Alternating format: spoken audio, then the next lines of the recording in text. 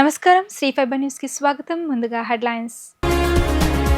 పెట్టుబడులు, మౌలిక వసతులు, ఉపాధి, ఉద్యోగ అవకాశాలపై అసెంబ్లీలో సీఎం ప్రసంగం. 15 నెలల్లో 4.7 లక్షల మందికి ఉద్యోగాలు కల్పించామని వ్యాఖ్య.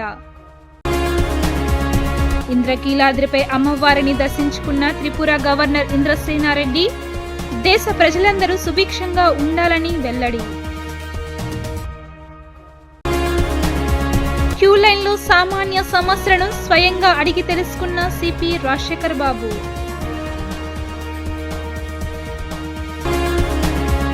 ఇక డీటెయిల్స్ చూస్తే, ఏపీకి ప్రస్తుతం డ్రైపోర్ట్ల ప్రాజెక్టులు కూడా పెద్ద ఎత్తున వస్తున్నాయని సీఎం చంద్రబాబు పేర్కొన్నారు.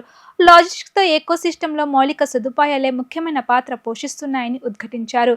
లాజిస్టిక్స్కు అయ్యే వ్యయాన్ని తగ్గించగలిగితే ఉత్పత్తి వ్యయము తగ్గుతుంది అని సీఎం చంద్రబాబు తెలిపారు. లాజిస్టిక్స్ పరిశ్రమలు, ఉపాధి, ఉద్యోగ అవకాశాల అంశంపై ఆంధ్రప్రదేశ్ శాసనసభలో ముఖ్యమంత్రి నారా చంద్రబాబు నాయుడు ప్రసంగించారు. వస్తు రవాణా, ప్రయాణికుల రవాణా లాంటి మాధ్యమాలను మరింత అభివృద్ధి చేయవలసి ఉందని తెలిపారు. పోర్టులు, ఎయిర్పోర్టులు, రహదారి మార్గాలు, రైల్వే ఇలా వేర్వేరు రంగాలను విస్తృతం చేయాలని సూచించారు. భారత్లో లాజిస్టిక్స్ వ్యయం 24.01 లక్షల కోట్లు ఉందని చెప్పుకొచ్చారు. జీడీపీలో లాజిస్టిక్స్ వాటా 7.97% ఉందని వివరించారు. రవాణా రంగంలో రోడ్ల ద్వారా జరిగే రవాణా 41% మేర వాటా కలిగి ఉందని తెలిపారు. లాజిస్టిక్స్కు అయ్యే వ్యయాన్ని తగ్గించగలిగితే ఉత్పత్తి వ్యయము తగ్గుతుంది అని తెలిపారు సీఎం చంద్రబాబు. ఇది ఉత్పత్తిదారులు, వినియోగదారులతో పాటు అందరికీ ప్రయోజనం చేకూరుస్తుందని పేర్కొన్నారు. లాజిస్టిక్స్ మేనేజ్మెంట్తో ఎకోసిస్టంలో రైలు, రోడ్లు, జల రవాణాతో పాటు పైప్లైన్ మార్గం కూడా కీలకంగా మారిందని చెప్పుకొచ్చారు. పైప్లైన్ ద్వారా గ్యాస్, నీరు లాంటివి రవాణా చేసేందుకు ఆస్కారం ఉందని తెలిపారు. మల్టీ మోడల్ ట్రాన్స్పోర్ట్ సిస్టమ్ ద్వారా హయ్యర్ కార్గో రవాణా చేస్తే వ్యయం తక్కువ అవుతుందని వివరించారు. ఏపీకి ప్రస్తుతం డ్రైపోర్ట్ల ప్రాజెక్టులు పెద్ద ఎత్తున వస్తున్నాయని పేర్కొన్నారు. లాజిస్టిక్స్ ఎకోసిస్టంలో మౌలిక సదుపాయాలే ముఖ్యమైన పాత్ర పోషిస్తున్నాయని తెలిపారు. దీనికోసం ఓ బ్లూ ప్రింట్ తయారు చేసి వ్యయం తగ్గించడమే లక్ష్యంగా పనిచేస్తామని ఆయన స్పష్టం చేశారు. నేను లాజిస్టిక్స్ గురించి మాట్లాడినప్పుడు ఏదైతే ఇండియాస్ లాజిస్టిక్స్ కాస్ట్ 24 లక్షల కోట్ల రూపాయలు by road, dominate by majority road మీద, రోడ్లు బాగా వచ్చాక రోడ్డు మీదనే పోయే పరిస్థితికి వస్తున్నాం. అయితే ఇక్కడికి వచ్చినప్పుడు మనం చూసినప్పుడు 2 విధాలుగా క్యాలిక్యులేట్ చేస్తున్నారు. Logistics cost share of GDP ఒక విధంగా క్యాలిక్యులేట్ చేస్తూ 7.97% ఈ లాజిస్టిక్స్ కాస్ట్ ఉందని. ఈ మధ్య కాలంలో logistics cost share of non service outputs కింద తీసుకొచ్చారు. అది కూడా చూస్తే 9.09%. ఈ గ్రాఫ్ ఒక పక్క చూస్తే రోడ్ ట్రాన్స్పోర్ట్ 47% కాంట్రిబ్యూట్ చేస్తుంది. ఇవన్నీ కూడా మనం ఒక అసెస్మెంట్కి వస్తే లాజిస్టిక్స్ అనేది కాస్ట్ ఎఫెక్టివ్గా మనం తగ్గించుకోగలిగితే అంతర్జాతీయ ప్రమాణాలతో ఈ లాజిస్టిక్స్ కాస్ట్ కూడా మన వస్తువులన్నిటిపైన పడుతుంది. అందుకే ఈ ప్రభుత్వం ఫస్ట్ టైం హోలిస్టిక్ అప్రోచ్ తీసుకుంటున్నాం లాజిస్టిక్స్ మీద. ఇక్కడుండే ఎమ్మెల్యేస్కి అందరికీ కూడా అర్థం కావాల్సిన అవసరం. మనందరం పాలసీ మేకర్స్. ఆ పాలసీ మేకర్స్కి ఇవన్నీ అర్థమైతే మనం చాలా వరకు ప్రయోజనాలు వస్తాయి. ఆంధ్రప్రదేశ్ రాష్ట్రానికి ఇంకొక అడ్వాంటేజ్ కూడా, ఈస్ట్ కోస్ట్లో 1000 కిలోమీటర్లు ఉంది.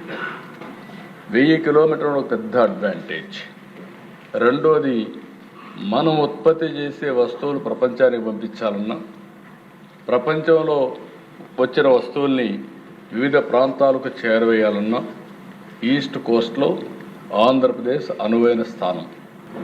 ట్రాన్స్పోర్టేషన్ నెట్వర్క్స్, రోడ్వేస్, రైళ్లు, Airways, water transport, pipe line networks. ఈరోజు ఉదాహరణకు మీరు చూస్తే లక్ష్మీ మిత్తల్ ఐరన్ ఓర్ తీసుకురావాలి. ఐరన్ ఓర్ అక్కడి నుంచి తీసుకురావాలంటే వ్యాగన్స్లో వచ్చినా, లారీల్లో వచ్చినా కాస్ట్ ఎక్కువ అవుతుంది. కాబట్టి ఇప్పుడు పైప్ లైన్ పెట్టి ఐరన్ ఓర్ స్లర్రీ నేరుగా అక్కడి నుంచి ఇక్కడ నక్కపల్లి దగ్గర ఎక్కడైతే ప్లాంట్ పెడుతున్నారో అక్కడికి వస్తుంది. ఇది కాస్ట్ ఎఫెక్టివ్, పొల్యూషన్ ఉండదు. దీనికి కూడా చాలా ప్రయత్నం చేశాం. అక్కడైతే ఎంఎంఎన్ఎల్ అయితే ఇవ్వనంటే గట్టిగా ప్రధానమంత్రి గారు కూడా చాలా స్పష్టంగా చెప్పి ఇదేంటిది పొల్యూషన్ కూడా ఉంటుంది, కరెక్ట్ కాదని ఇచ్చారు.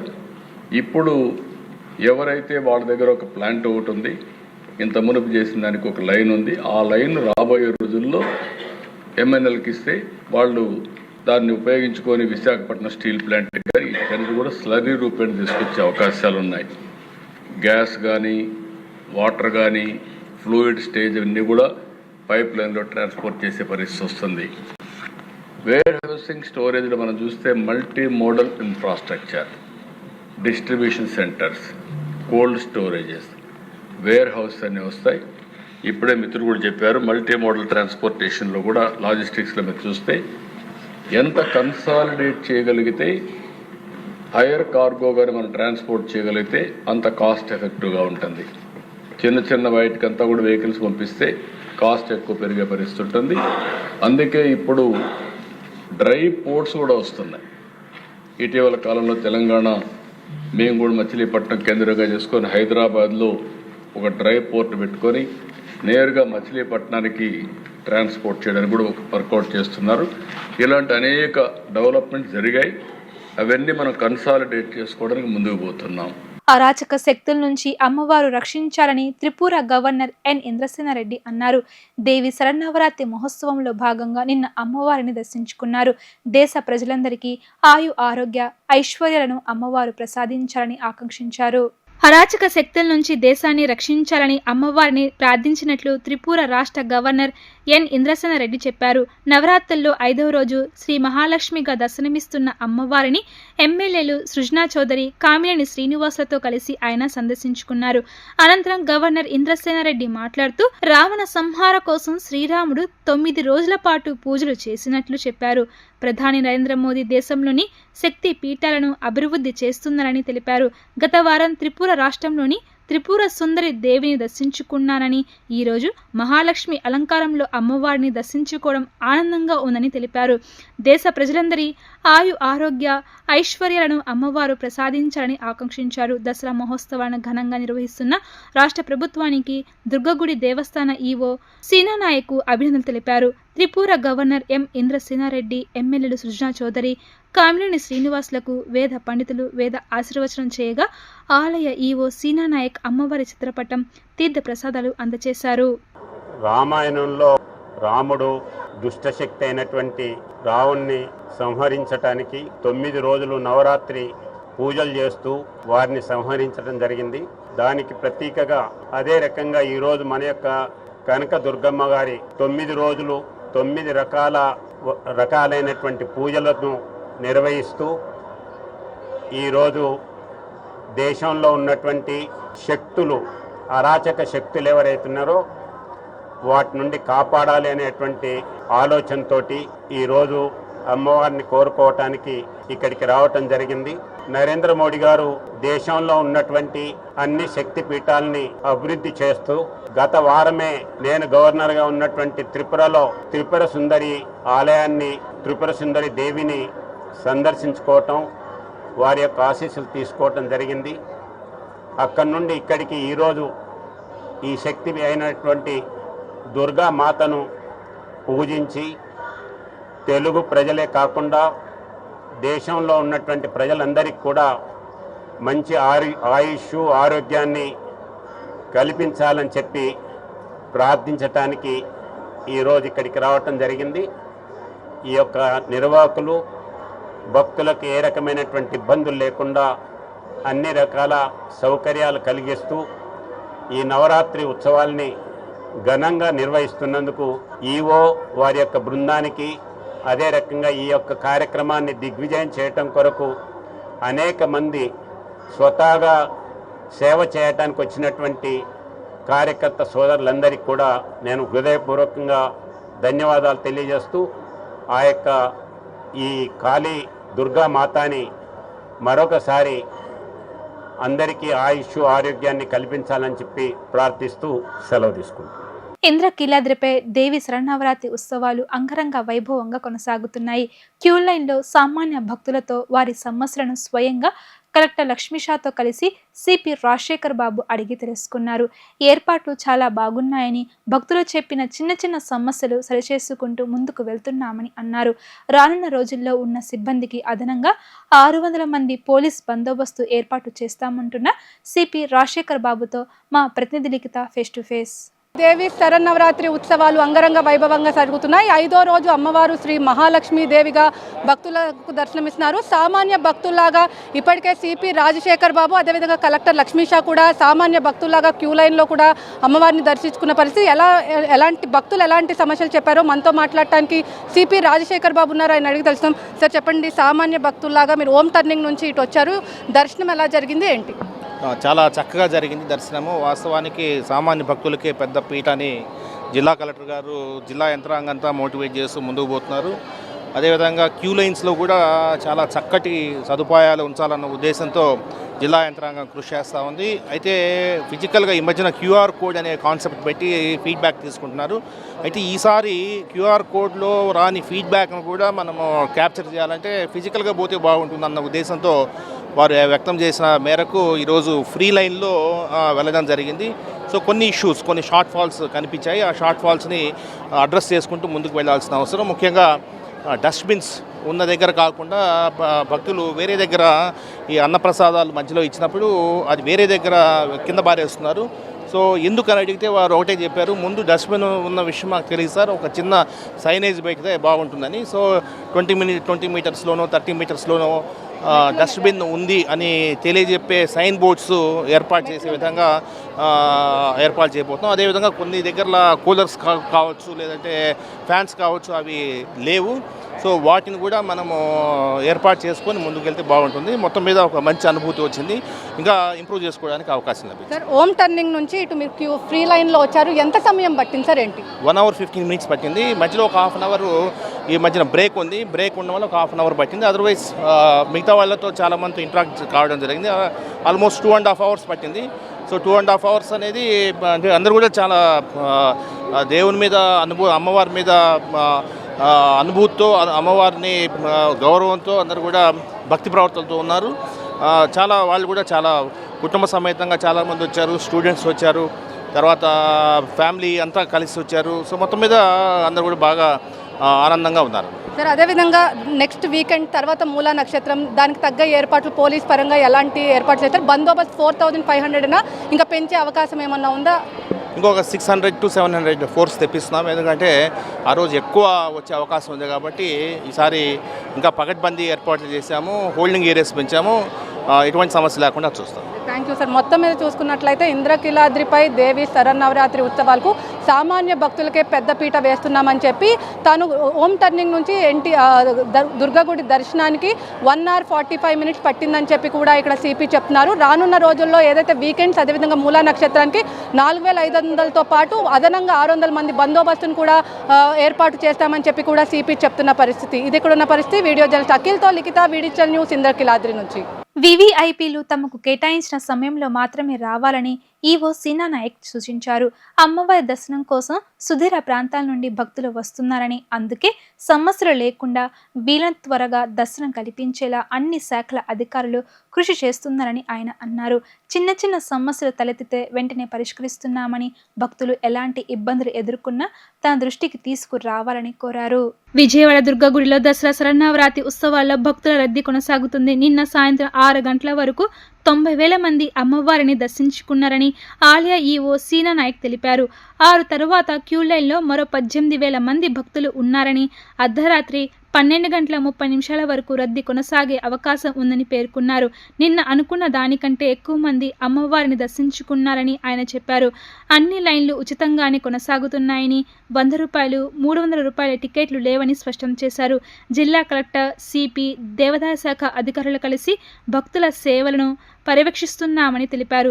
సామాన్య భక్తులకు ఎలాంటి ఇబ్బందులు లేకుండా అమ్మవారి దర్శనం కలిగేలా చర్యలు తీసుకుంటున్నామని అన్నారు. శనివారం అమ్మవారు లలితా త్రిపుర సుందరి అలంకారంలో దర్శనమిస్తారు. వివిఐపీలు తమకు కేటాయించిన సమయంలో మాత్రమే రావాలి, సమయం దాటి వస్తే మేము ఏం చేయలేమని ఈవో సీనా నాయక్ స్పష్టం చేశారు. అమ్మవారి దర్శనం కోసం సుదూర ప్రాంతాల నుండి భక్తులు వస్తున్నారని, అందుకే సమస్యలు లేకుండా వీలైనంత త్వరగా దర్శనం కల్పించేలా అన్ని శాఖల అధికారులు కృషి చేస్తున్నారని ఆయన అన్నారు. చిన్న చిన్న సమస్యలు తలెత్తితే వెంటనే పరిష్కరిస్తున్నామని, భక్తులు ఎలాంటి ఇబ్బందులు ఎదుర్కొన్నా తన దృష్టికి తీసుకురావాలని కోరారు. 6 గంటల వరకు 90,000 మంది భక్తులకు అమ్మవారు దర్శనం ఇవ్వడం జరిగింది. ఇంకా రద్దీ కొనసాగుతూనే ఉంది. దాదాపు క్యూ లైన్లలో ఇప్పుడు ప్రజెంటు మనకు 4 క్యూ లైన్లు హోమ్ టర్నింగ్ నుంచి 5 క్యూ లైన్లు వస్తున్నాయి. క్యూ లైన్లలో ప్రజెంట్ ఉన్న భక్తుల యొక్క సంఖ్య దాదాపు 18,000 ఉంది. ఇంకా మనకు నైటు 12:30 దాకా కూడా ఈ రద్దీ కొనసాగే అవకాశం ఉంది. ఈరోజు దాదాపుగా అనుకున్న దానికన్నా ఎక్కువ మంది భక్తులు అమ్మవారిని దర్శించుకోవడం జరిగింది. అయితే మీకు నిన్నటి నుంచి దాదాపుగా 100 రూపాయలు 300 రూపాయలు టికెట్లే లేకుండా ప్రతి ఒక్కరిని కూడా మనము ఈ దర్శనం కొనసాగిస్తూ ఉన్నాము. ఈరోజు కూడా 100 రూపాయలు 300 రూపాయల టికెట్ లేదు. ఆల్మోస్ట్ అందరు భక్తులు కూడా ఉచితంగా క్యూ లైన్లలో వస్తూ ఉన్నారు.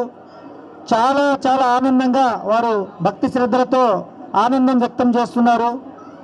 ఒకవైపు గౌరవ జిల్లా కలెక్టర్ గారు, మరోవైపు కమిషనర్ ఆఫ్ పోలీస్ గారు, ఇంకొక వైపు మా కమిషనర్ ఎండోమెంట్ గారు, నేను ఒకరు అన్నదానం ఎలా జరుగుతుంది, లడ్డు ప్రసాదము ఎలా సేల్ అవుతూ ఉంది, భక్తులకు ఎంతవరకు అందుబాటులో ఉంది, అదేవిధంగా క్యూ లైన్లలో భక్తులు ఏమైనా ఇబ్బంది పడుతున్నారా, ఈ విధంగా ప్రతి ఒక్కరు కూడా ఒక్కొక్క అంశాన్ని దృష్టిలో పెట్టుకొని సామాన్య భక్తులకు ఎక్కడ ఎటువంటి ఇబ్బంది లేకుండా ఈ యొక్క అమ్మవారి దర్శనాన్ని కల్పించడానికి మేమందరం కూడా ఉదయం నుంచి అందరం కూడా కలిసికట్టుగా శ్రమించడం అనేది జరుగుతుంది. మనకు రేపటి అలంకారము శ్రీ లలితా త్రిపుర సుందరీదేవి అలంకారము, రేపు శనివారము. ఈ విధంగా మనకు 11 రోజులు కూడా అమ్మవారు 11 రూపాలలో 11 అవతారాలలో భక్తులందరికీ కూడా దర్శనం ఇవ్వడం అనేది జరుగుతుంది. మీ అందరికీ తెలుసు, సామాన్య భక్తులకే మనం పెద్దపీట అంటున్నాము. ఒకవైపు ఆ యొక్క స్లాట్ ఏవైతే ఉన్నాయో తెల్లవారుజామున 5 నుంచి 6 గంటల వరకు ఒక స్లాటు, 3 గంటల నుంచి 4 గంటలకు 2వ స్లాటు, 8 గంటల నుంచి 9 గంటల వరకు 3వ స్లాటు. ప్రతి స్లాటుకు కూడా గంట టైం ఉంటుంది. కాబట్టి ఆ స్లాటులో వచ్చిన విఐపి ఎవరైనా కావచ్చు, వారిని దేవాలయపు గౌరవంతో మనము తీసుకొని వెళ్ళి అమ్మవారి దర్శనం కల్పించి ఆశీర్వచనం కూడా చేసి పంపిస్తూ ఉన్నాము. ఆ టైము దాటి వస్తే ఖచ్చితంగా ఎవరైనా కావచ్చు బంగారు వాకిలి దర్శనం చేసుకొని వెళ్ళాలని చెప్పేసి ఖరాఖండిగా చెప్పడం అనేది జరిగింది. ఈ విధంగా మనకు ఇంకా దాదాపుగా ఇంకా 6 రోజులు ఖచ్చితంగా ఈ యొక్క అమ్మవారి దైవ దర్శనం అనేది ప్రతి ఒక్కరికి కల్పించవలసిన బాధ్యత ఇక్కడ ఉన్న వాళ్ళ మనం అందరి మీద ఉంది. కాబట్టి మీరు అందరూ కూడా సామాన్య భక్తులకు ఎంత తొందరగా అయితే మనం దర్శనం కల్పించి పంపిస్తే మనకు అంత మంచిదని చెప్పేసి మనమందరం ఇక్కడ ఉండే ప్రింట్ మీడియా కావచ్చు, ఎలక్ట్రానిక్ మీడియా కావచ్చు, అదేవిధంగా ఇక్కడ ఉండే అధికారులు కావచ్చు, టెంపుల్ అధికారులు, ఇతర సుదూర ప్రాంతాల నుంచి వచ్చిన భక్తుల యొక్క దసరా నవరాత్రుల్లో 5వ రోజు శ్రీ మహాలక్ష్మి అలంకారంలో దర్శనమిస్తున్న అమ్మవారికి కాణిపాకం శ్రీ వరసిద్ధి వినాయక స్వామివారి దేవస్థానం తరపున పూతలపట్టు శాసనసభ్యులు మురళీమోహన్ పట్టు వస్త్రాలు సారే సమర్పించారు. ఆలయ ఈవో సీనా నాయక్ ఆలయ మర్యాదలతో స్వాగతం పలికారు. ఒక ఆలయం నుంచి మరొక ఆలయానికి పట్టు వస్త్రాలు సమర్పించే ఈ సాంప్రదాయం కొనసాగాలని చెప్పారు. ప్రతి సంవత్సరం ఆషాఢ మాసంలో ఒకసారి, దసరా నవరాత్రుల్లో మరొకసారి, ఇలా 2 పర్యాయాలు అమ్మవారికి పట్టు వస్త్రాలు సారే సమర్పించే సాంప్రదాయం ఉన్నట్లు చెప్పారు. ఇంద్రకీలాద్రి జనసంద్రంగా మారిన భక్తులకు ఎలాంటి అసౌకర్యం కలగకుండా చర్యలు చేపడుతున్న అధికార యంత్రాంగాన్ని అభినందించారు. అమ్మవారికి సారే సమర్పించడం తన అదృష్టంగా భావిస్తున్నానంటున్న ఎమ్మెల్యే మురళీమోహన్తో మా ప్రతినిధి లిఖిత ఫేస్ టు ఫేస్. ఇంద్రకిలాద్రిపై దేవి శరన్నవరాత్రి ఉత్సవాలు అంగరంగ వైభవంగా కొనసాగుతున్నాయి. అమ్మవారికి కాణిపాక వరిసిద్ధి వినాయక నుంచి కూడా పట్టు వస్త్రాలు సమర్పించారు పూతలపట్టు ఎమ్మెల్యే మురళీమోహన్. ఆయన అడిగి తెలుసుకుందాం అసలు ఎలాంటి ఏర్పాట్లు చేశారు ఏంటో. సార్ చెప్పండి, పట్టు వస్త్రాలు సమర్పించడం ఎలా ఫీల్ అవుతున్నారు ఏంటి? చాలా అదృష్టంగా భావిస్తాం. ఇది ఒక జన్మలో ఒక మనిషికి ఇంతకన్నా భాగ్యం మరొకటి ఉండదు. సాక్షాత్తు అమ్మవారికి సాక్షాత్తు విఘ్న వినాయకుడు ఆలయం నుంచి చీరాసారెతో ఒక సత్సాంప్రదాయంతో శాస్త్రోక్తమైనటువంటి విధానంతో అర్చకులు అధికారులతో కలిసి పట్టు వస్త్రాలు సమర్పించడం ఇంతకన్నా భాగ్యం మరొకటి ఉండదు. ఎన్నో రకాలైనటువంటి ఆలోచనలు అభిప్రాయాలు మనుషులకున్నా ఇది చెప్పలేనటువంటి అనుభూతి. ఈ అనుభూతిని పొందిన వారికి మాత్రమే తెలుస్తుంది. నిజంగా ఇది భగవత్ కృప, అమ్మవారు నాకు కల్పించినటువంటి అదృష్టంగా భావిస్తున్నాను. 2 పర్యాయాలు అమ్మవారి ఆలయంలో పట్టు వస్త్రాలు సమర్పించడం జరిగింది.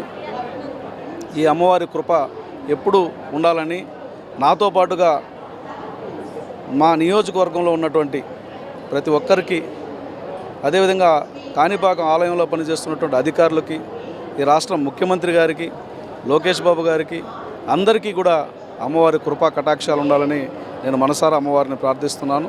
ప్రతి సంవత్సరం 2 పర్యాయాలు అమ్మవారికి కాణిపాకం ఆలయం నుంచి సారె పంపడం అనేది జరుగుతూ ఉంటుంది.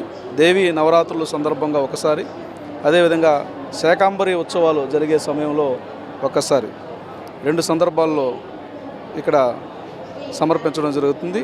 ఇలా ఒక సత్సాంప్రదాయాన్ని, పెద్దలు నిర్ణయించినటువంటి సాంప్రదాయాన్ని కొనసాగించే క్రమంలో మేము ఒక బాధ్యతాయుతమైనటువంటి వ్యక్తులుగా ఉండడం, బాధ్యతాయుతమైనటువంటి భక్తులుగా ఉండడం అదృష్టంగా భావిస్తున్నాం. ఓ పక్కన అసెంబ్లీ సమావేశాలు జరుగుతున్నాయి, అక్కడ అటెండ్ అయ్యారు. ఇటు కాణిపాకం వచ్చి పట్టు వస్త్రాలు ఎలా ఫీల్ అవుతున్నారండి? అది బాధ్యత, ఇది బాధ్యత. ఇది భక్తితో కలిగినటువంటి బాధ్యత, అక్కడ జనంతో కలిగినటువంటి బాధ్యత. అక్కడ జనం ఇచ్చినటువంటి అదృష్టం, ఇక్కడ జనం ఇచ్చినటువంటి అదృష్టం. జనం ద్వారా కలిగినటువంటి ఈ అదృష్టం, జనం కోసం పనిచేసే క్రమంలో ఎంతకన్నా తృప్తి మరొకటి ఉండదనేది నా భావన. అమ్మవారిని ఏం కోరుకున్నారు సార్? అంటే ఏర్పాట్లు ఎలా ఉన్నాయి, అమ్మవారిని ఏం కొనుక్కున్నారు? ఏర్పాట్లు చాలా చక్కగా ఉన్నాయి. ఇంద్రకీలాద్రి ఆలయం అంతా జనంతో కిటకిటలాడుతుంది, భక్తజన సంద్రంగా మారింది. కింద నుంచి ఆలయం వరకు ఎటు చూసినా కూడా భక్తులు అమ్మవారు నామస్మరణతో మారుమ్రోగుతోంది. ఈరోజు కమిషనర్ గారి మాటల్లో రోజు 1,00,000 మంది దాటుతున్నట్టుగా చెబుతున్నారు. 1,00,000 మందికి పైగా భక్తులు వచ్చినా చిన్న అసౌకర్యం కూడా లేకుండా వారికి సకల సౌకర్యాలతో స్వామివారి దర్శనం కల్పిస్తున్నామని చెప్పడం జరిగింది. నేను చూసిన కొద్ది సమయం కూడా చాలా అత్యద్భుతంగా నిర్వహణ జరుగుతుందని చెప్పి అర్థమవుతోంది. ఇంకా అమ్మవారి కృప నారా చంద్రబాబు నాయుడు గారికి, లోకేష్ బాబు గారికి ఉండాలని పూజ చేయడం జరిగింది. ఎందుకంటే జనం కోసం తప్పించే ఒక నాయకుడికి అమ్మవారి ఆశీస్సులు తోడైతే అంతకన్నా భాగ్యం మరొకటేముంటుంది. ఎందుకంటే మీరు చూస్తున్నారు, క్షుద్ర శక్తులు, కుట్రలు, కుతంత్రాలు, కుయుక్తులు, అసత్యాలతో ఏ రకమైనటువంటి దుష్ప్రచారాలు చేస్తున్నారో వాటన్నిటిని దునుమాడే శక్తిని, వారందరినీ జయించే శక్తిని, ప్రజలకి ఇంకా మంచి చేసే శక్తిని, యుక్తిని చంద్రబాబు నాయుడు గారికి, లోకేష్ బాబు గారికి ప్రసాదించమని అమ్మవారిని ప్రార్థిస్తున్నాం. సార్, మొత్తం మీద చూసుకున్నట్లయితే ఇంద్రకీలాద్రిపై ఏర్పాట్లు చాలా అద్భుతంగా ఉన్నాయి. అసెంబ్లీలో ఎవరైతే అదేవిధంగా ఇటు 2 బాధ్యతగా భావిస్తున్నానని చెప్పి పట్టు వస్త్రాలు సమర్పించడం చాలా ఆనందంగా ఉందని చెప్పి కూడా, ఇది 2వ తను పట్టు వస్త్రాలు సమర్పించడం, ఒక బాధ్యత రహితంగా తాను పట్టు వస్త్రాలు సమర్పించానని చెప్పి ఎలాంటి అవాంఛనీయ సంఘటనలు జరగకుండా పోలీసులు అదేవిధంగా సిబ్బంది అన్నీ కూడా ఏర్పాట్లు చేశారు. తాను క్యూ లైన్లో వచ్చే భక్తుల్ని కూడా ఆరా తీశాను. ఏదైతే ఏర్పాట్లు చాలా బాగున్నాయని చెప్పి కూడా ఇక్కడ పూతలపట్టు ఎమ్మెల్యే మురళీమోహన్ చెప్తున్న పరిస్థితి. ఇది కూడా ఉన్న పరిస్థితి. వీడియో జర్నలిస్ట్ అఖిల్తో లిఖిత, వీడియో న్యూస్, ఇంద్రకీలాద్రి నుంచి. విజయవాడ ఉత్సవ దేశానికి ఆదర్శంగా నిలుస్తుందని త్రిపుర గవర్నర్ ఇంద్రసేనారెడ్డి ప్రశంసించారు. సంస్కృతి సాంప్రదాయాలను కాపాడుకోవాల్సిన బాధ్యత ప్రతి ఒక్కరిపై ఉందని ఆయన పిలుపునిచ్చారు. విజయవాడ ఉత్సవ్ మైసూర్ దసరా తరహాలో నిర్వహణ చూస్తుంటే దేశవ్యాప్తంగా ఈ ఉత్సవానికి తగిన గుర్తింపు లభిస్తుందని విశ్వాసం కలుగుతుందన్న అభిప్రాయం వ్యక్తం చేశారు. విజయవాడ ఉత్సవ్ ఆధ్యాత్మిక సంస్కృతి సాంప్రదాయాల సమ్మేళనంగా అద్భుతంగా కొనసాగుతుంది. భవానీపురం పున్నమి ఘాట్లో నిన్న రాత్రి జరిగిన విజయవాడ ఉత్సవ్కు త్రిపుర గవర్నర్ ఎన్ ఇంద్రసేనరెడ్డి కుటుంబ సమేతంగా ముఖ్య అతిథిగా హాజరయ్యారు.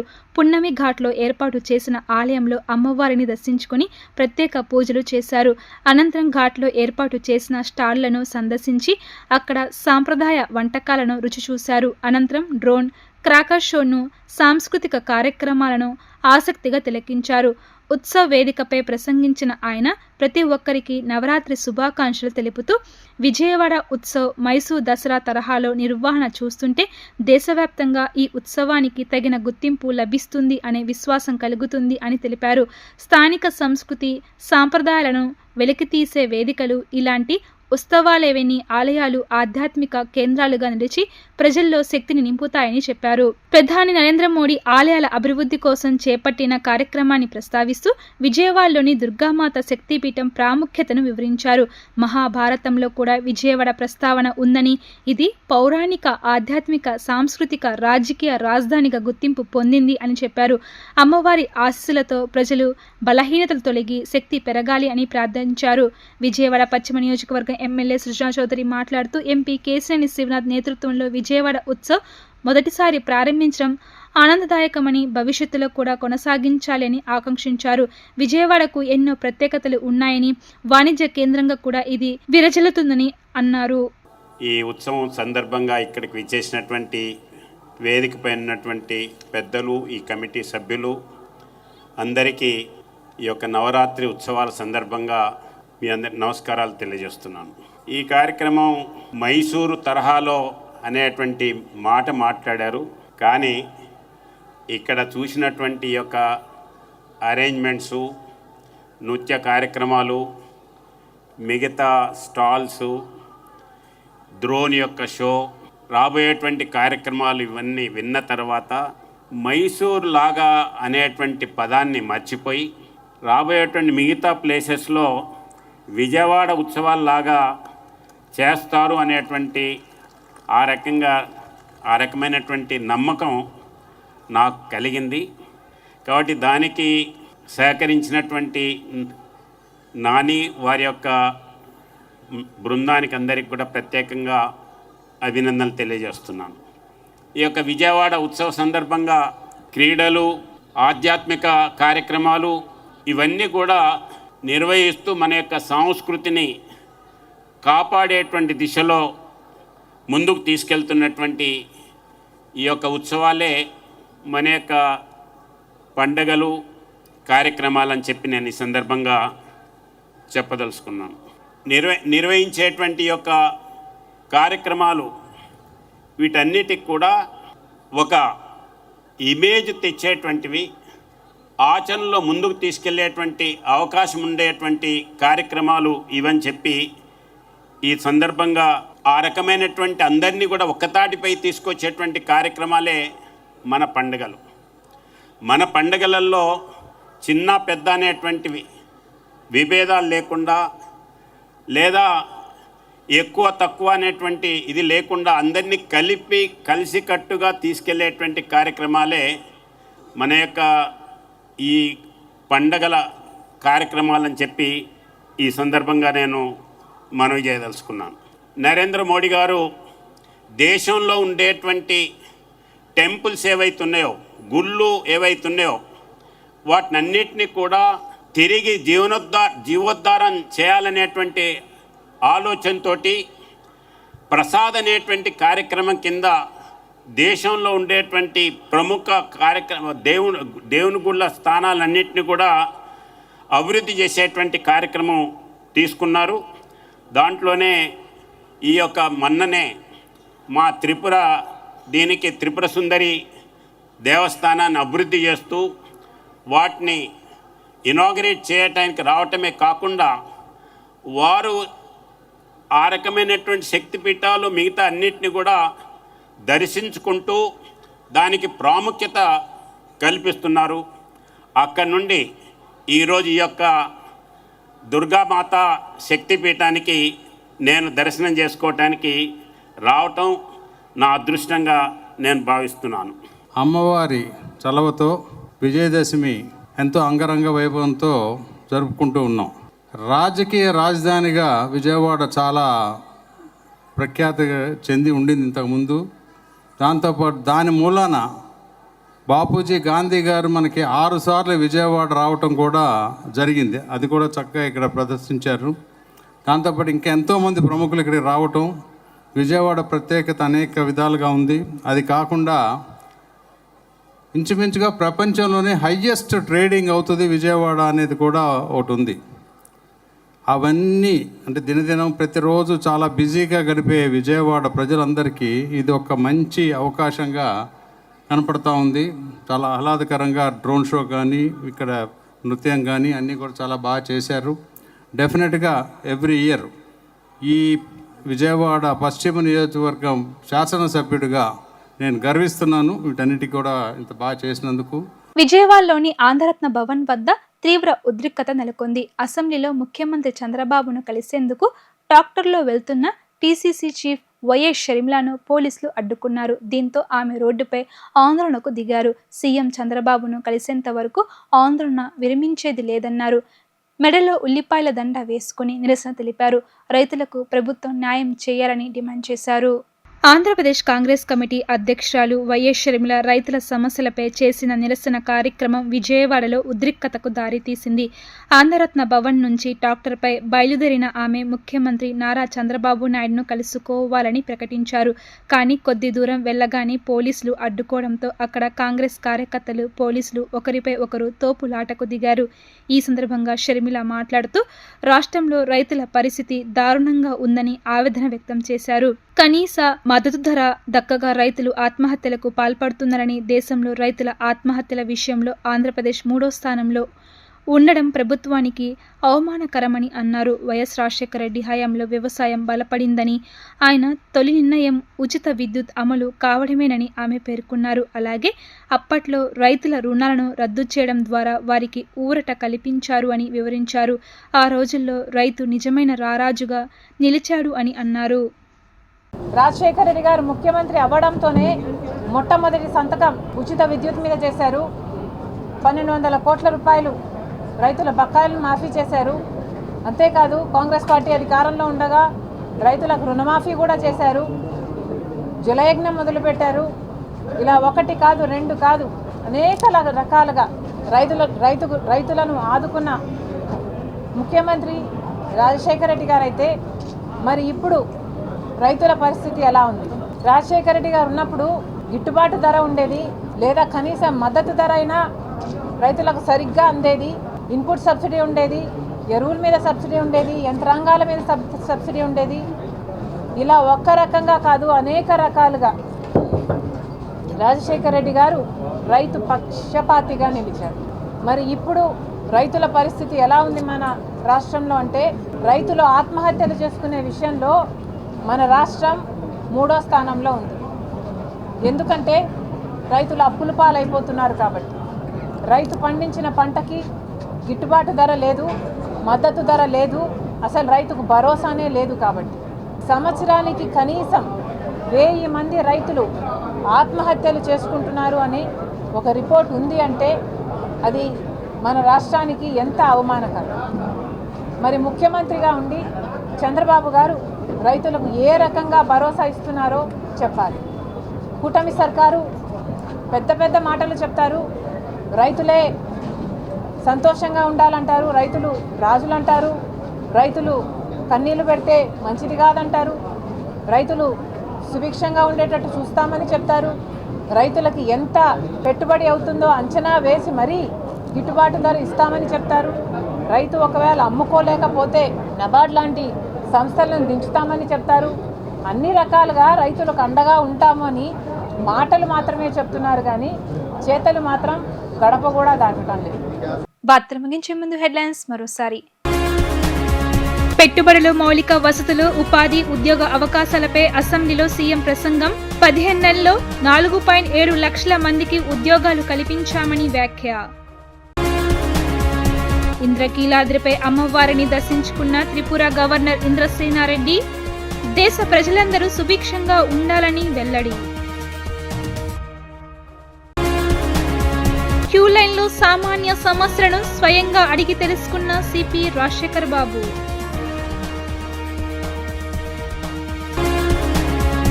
ఇవి ఇప్పటి వరకున్న updates. Keep watching Sri fibre news.